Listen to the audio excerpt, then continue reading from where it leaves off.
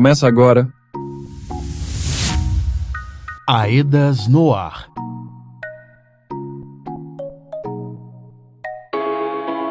Eu sou o Diego Cota e seguimos em mais uma edição do programa Aedas no Ar, um programa da Associação Estadual de Defesa Ambiental e Social de Minas Gerais, a AEDAS, assessoria técnica independente que atua em parceria com os atingidos por justiça e reparação integral. No programa de hoje a gente fala sobre a audiência no Tribunal de Justiça de Minas Gerais, em que pessoas atingidas cobraram avanços para a indenização individual e participação na reparação socioambiental.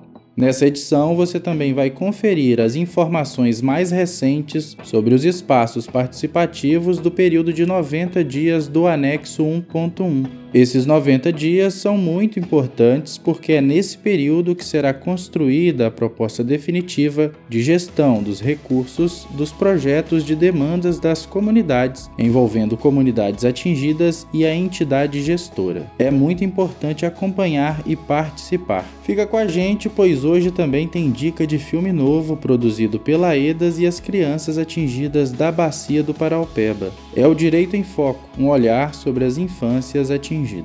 Temos informações importantes envolvendo as indenizações individuais e do ato das pessoas atingidas do Paraopeba, que aconteceu no dia 22 de março. Quem nos conta é o comunicador Felipe Cunha. Olá, Diego! Olá, ouvintes! As atingidas e os atingidos das 5 regiões da Bacia do Paraopeba se reuniram com o juiz Murilo Silvio de Abreu e representantes das instituições de justiça na 2ª Vara da Fazenda Pública e autarquias do Tribunal de Justiça de Minas Gerais, em Belo Horizonte. No ato, articulado pelo Movimento dos Atingidos por Barragens em razão do Dia Mundial da Água, as pessoas atingidas cobraram avanços para a indenização individual e o direito de participação na reparação socioambiental. A gente vem buscando isso há 5 anos, lutar pelos nossos direitos e em busca da reparação integral. Quem conversou com a nossa equipe foi Cristina Maria da Silva, atingida da comunidade Tereza Cristina, em São Joaquim de Bicas. Se a gente não for atrás dos nossos direitos, outras pessoas não vão, né? Eles não vão saber o que a gente está passando, o que a gente está precisando. Então é só a gente mostrando mesmo a nossa insatisfação, mostrando a nossa indignação com tudo que aconteceu.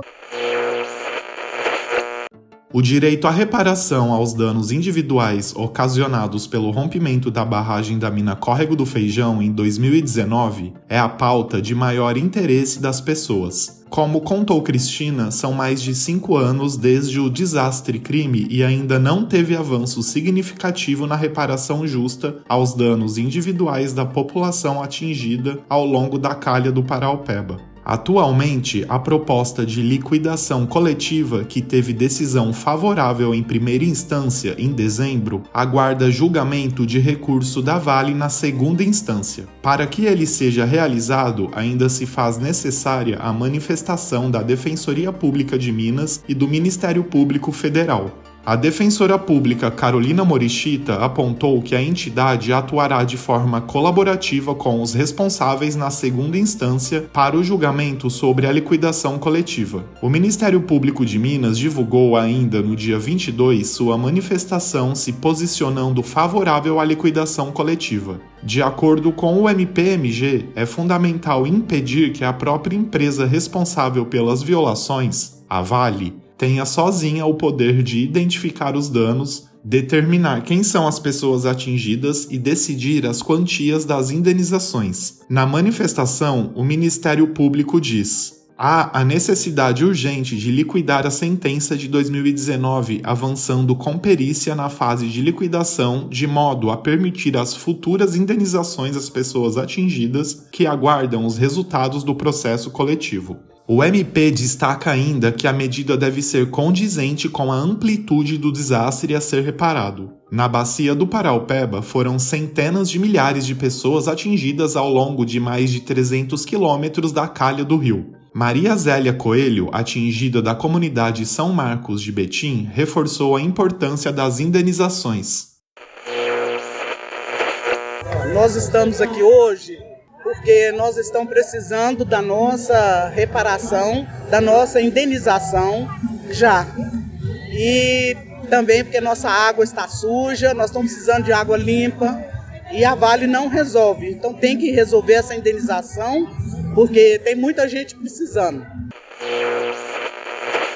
Sobre os danos ambientais, outra pauta discutida na reunião foi a reparação socioambiental. As lideranças atingidas do Paraupeba cobram o direito de participação e a transparência dessa pauta. A audiência teve outro encaminhamento importante. O juiz Murilo se comprometeu a realizar os procedimentos para a homologação do plano de trabalho do processo elaborado pelas assessorias técnicas independentes. Esse outro plano de trabalho para as assessorias visa a atuação em demandas como o acompanhamento de questões emergenciais, do estudo de avaliação de risco à saúde humana e risco ecológico realizado pelo grupo EPA, análise de resultados da perícia judicial, entre outras atividades que atualmente estão fora do escopo de atuação das assessorias técnicas. Para mais detalhes do dia de luta, confira a matéria que está disponível no nosso site, aedasmg.org. Você está ouvindo Aedas no Ar.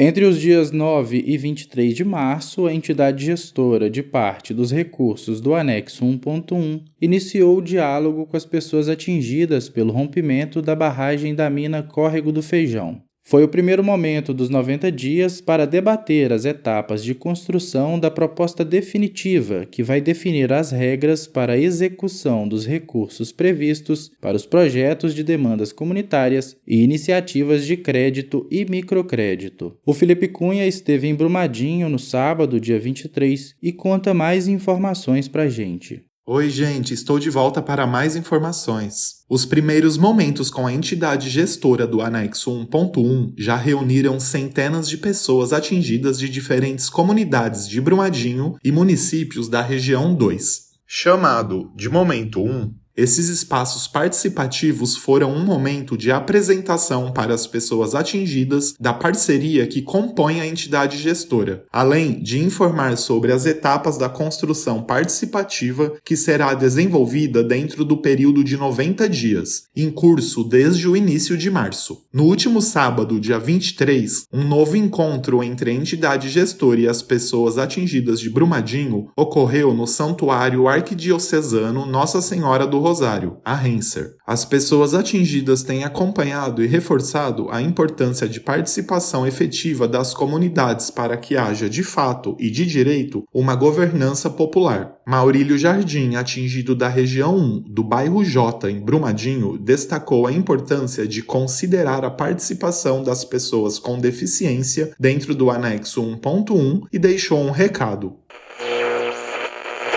Bom dia a todos. Passando aqui para relatar da última reunião com a Aedas e Caritas lá no Centro de Líderes.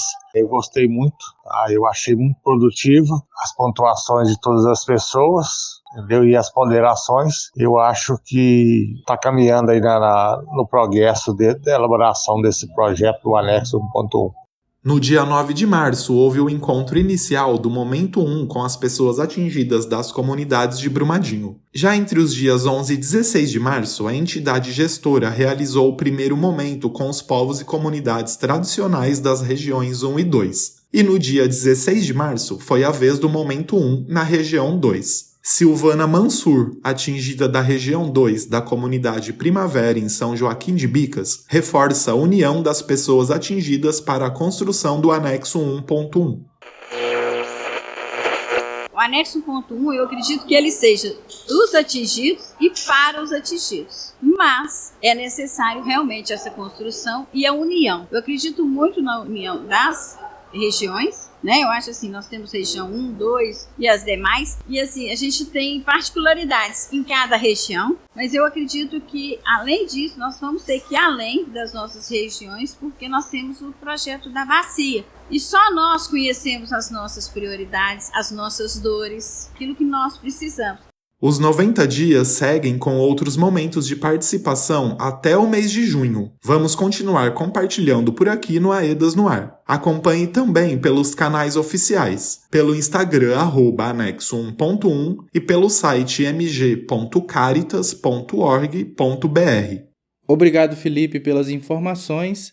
Seguimos acompanhando os desdobramentos do anexo 1.1 nos territórios. O intervalo rápido e voltamos já.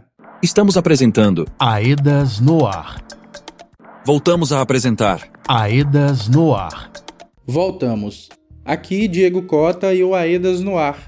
Informativo sobre o processo de reparação de danos causados pela Vale em Brumadinho. Por aqui estamos todas as semanas e estamos sempre conectados com as novas informações todos os dias nas redes sociais, pelo @aedasmg e pelo site aedasmg.org. Vamos agora de giro de notícias.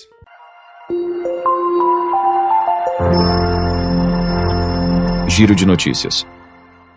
Chegou a hora da gente dar um giro rápido e o tema de hoje é audiovisual. Vamos começar com o Arthur Dias, que traz informações sobre uma mostra de vídeos que aconteceu em Belo Horizonte.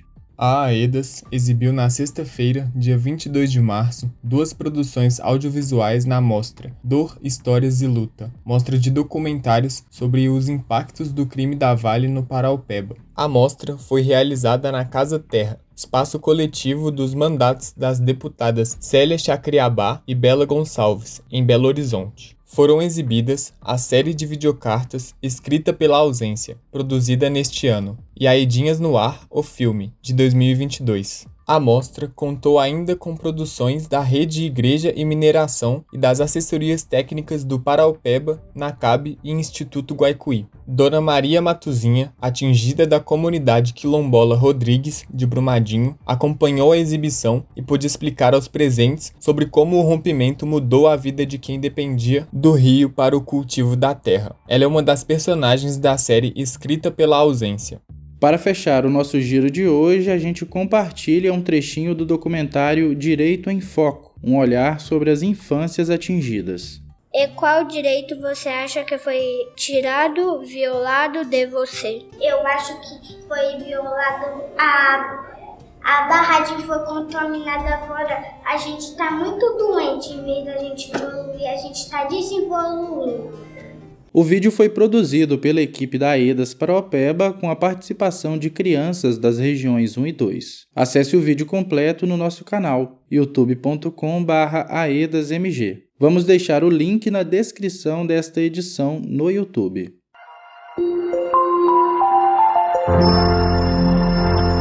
Giro de notícias. A gente tem falado bastante sobre os 90 dias de construção da proposta definitiva de gestão dos recursos do anexo 1.1. Esse anexo prevê projetos de demandas para as comunidades. Nos espaços participativos da reparação, as mulheres marcam presença e são maioria. Por isso, é central que as mulheres tenham presença, representação e voz na estrutura de governança popular do anexo 1.1. Neste segundo bloco, vamos ouvir a entrevista da Daiane Assis, da equipe de marcadores sociais da diferença. Ela fala sobre questões de gênero e desigualdade socioeconômica, destacando por que é necessário que as atingidas acessem formas específicas de reparação. Ô Daiane, vocês da equipe de marcadores sociais da diferença entendem que as desigualdades históricas de acesso à renda impactam também na maneira que os danos são vivenciados pelos diferentes sujeitos, como por exemplo, neste caso, as mulheres? Sem dúvidas, gênero ele é um marcador de desigualdade e sem ele não é possível entender os desdobramentos do desastre e crime, seja quando nós falamos na dimensão dos danos ou das ações e medidas a serem construídas na reparação integral, porque ela precisa reconhecer as violações de direitos sofridos pela diversidade de sujeitos atingidos. E é por isso que afirmamos que a desigualdade de acesso aos recursos econômicos representa uma barreira de acesso a outros direitos e oportunidades por parte das mulheres atingidas. E como o desastre e crime impactou a vida socioeconômica das mulheres atingidas? Olha, se as mulheres atingidas elas já viviam uma situação de vulnerabilidade socioeconômica, o desastre e crime ele vai agravar a dificuldade de acesso a alguns direitos fundamentais, como, por exemplo, água, moradia, alimentação, acesso a medicamentos e também o acesso à justiça, transporte público, entre outros. É importante a gente frisar que quando nós falamos que as mulheres elas foram vítimas do desastre crime da Vale, ocorrido em Brumadinho, nós estamos falando que esse não acesso a recursos econômicos vivido pelas mulheres, ele foi ampliado pelo próprio desastre. Então, nesse sentido, há uma inter-relação do desastre-crime com as fraturas socioeconômicas causadas pela reorganização da economia local. Então, você tem uma diminuição das atividades produtivas e se isso já é desastroso para a população atingida, as consequências são ainda mais profundas para os grupos historicamente vulnerabilizados, como, por exemplo, as mulheres, a população negra e as pessoas em situação de vulnerabilidade socioeconômica. Ei, Daiane, e por que é necessário que as mulheres acessem formas de reparação específicas? Olha, a nossa população atingida, ela é diversa. Então, o processo de reparação integral, ele precisa considerar essas especificidades e diversidades dos diferentes sujeitos, respeitando seus modos de vida e o contexto sociocultural em que eles já estavam inseridos. Isso precisa acontecer porque nós vivemos em uma sociedade muito desigual em relação à economia, à igualdade de gênero, de raça. Então, as ações de reparação, elas devem garantir a diversidade e a equidade de oportunidade para as pessoas atingidas. Quando nós falamos de formas específicas de reparação, nós não estamos falando em privilegiar determinados grupos ou sujeitos com a reparação. É pelo contrário, mesmo com a existência de mecanismos recentes que visam a promoção da igualdade, nós não podemos afirmar que as opressões e discriminações elas foram superadas. Isso porque uma sociedade que é profundamente desigual, se nós estabelecemos a mesma forma de reparação para todos os sujeitos, na prática nós estamos excluindo aqueles e aquelas que nunca tiveram acesso à proteção social, educação, políticas públicas, recursos e oportunidades. É por isso que nós trabalhamos com o princípio de equidade, que se baseia no tratamento diferenciado entre os diferentes, como forma de garantir e proteger o direito à igualdade e à não discriminação.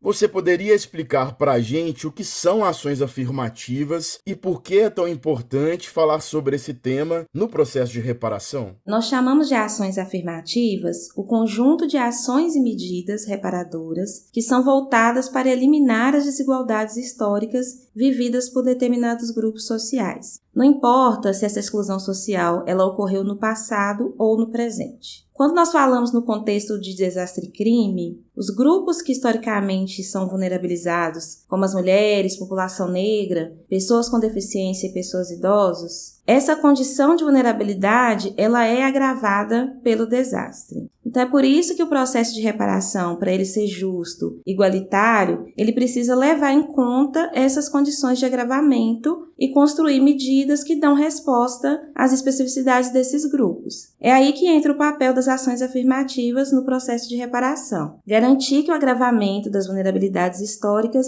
não seja um impeditivo do acesso desses grupos a nenhuma forma de reparação. E, por fim, Daiane, qual a importância da auto-organização das mulheres para a construção da governança popular do anexo 1.1 e o acesso aos recursos disponíveis?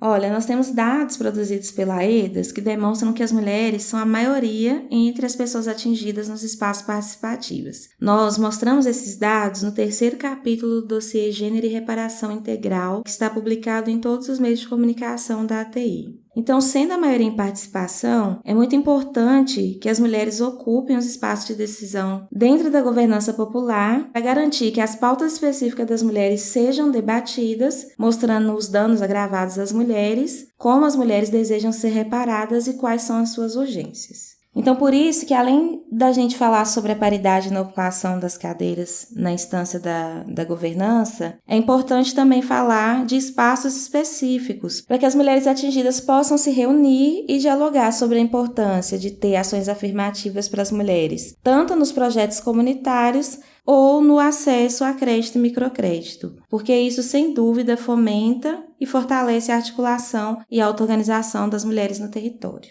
Valeu, Daiane, muito obrigado. E o AEDAS no Ar continua aberto para o debate sobre os marcadores sociais da diferença presentes nos territórios atingidos.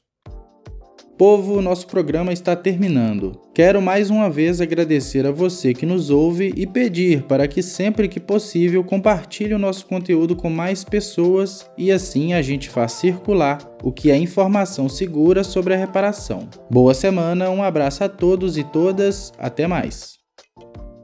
Este programa teve produção de Diego Cota, Felipe Cunha e Valmir Macedo, com o apoio da equipe de marcadores sociais da Diferença. A edição de áudio é de João Paulo Dias. O design gráfico do programa no YouTube e nas nossas redes sociais é do Aleph Rodrigues. A coordenação da equipe de comunicação é da Elaine Bezerra, sobre a gerência de participação informada do projeto AEDAS para a Alpeba.